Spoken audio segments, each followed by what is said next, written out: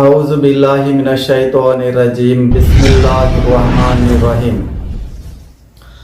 చూడండి, ఒక రాష్ట్రంలో ఇద్దరు ముఖ్యమంత్రులు ఉంటారు, ఆ వ్యవస్థ నడుస్తుందండి, నడవది. ఒక గ్రామములో ఇద్దరు సర్పంచులు ఉంటారు, ఆ వ్యవస్థ నడుస్తుందండి, నడవది. మరి ఇంత పెద్ద సృష్టి ఎలా నడుస్తుంది? కాస్త ఆలోచించండి.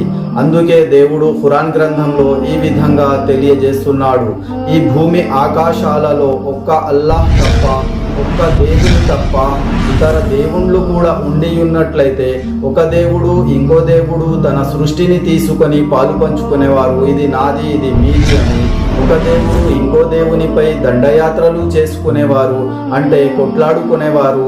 ఈ సృష్టి వ్యవస్థ ఎప్పుడో అంతమైపోయేది అని సృష్టికర్త అయిన అల్లాహ్ ఖురాన్ గ్రంథంలో మనల్ని తెలియజేస్తున్నాడు. వాస్తవమే, ఒక ఊరిలో ఇద్దరు సర్పంచులు ఉంటే ఆ వ్యవస్థ నడవది. మరి ఇంత పెద్ద సృష్టి ఎలా నడుస్తుంది? కాస్త ఆలోచించండి.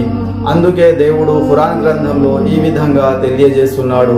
లఖద్ ఖలఖనల్ ఇన్సాన ఫీ అహ్సని తఖ్వీమ్. నేను మానవునికి చాలా అంటే చాలా మంచి రూపంలో పుట్టించినాను అని సృష్టికర్త అయిన అల్లాహ్ ఖురాన్ గ్రంథంలో మనల్ని తెలియజేస్తున్నాడు.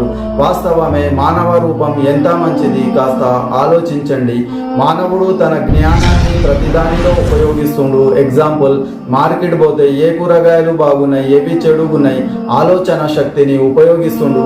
కానీ దేవుడు ఒక్కడే కదా, ఒక్కడికే ఆరాధించాలి కదా అని ఆలోచిస్తలేడు. ఎందుకు? కాస్త ఆలోచించాలి సోదరులారా. अल्लाह के दीन की दावत और लोगों तक पहुंचाने के लिए इस वीडियो को जरूर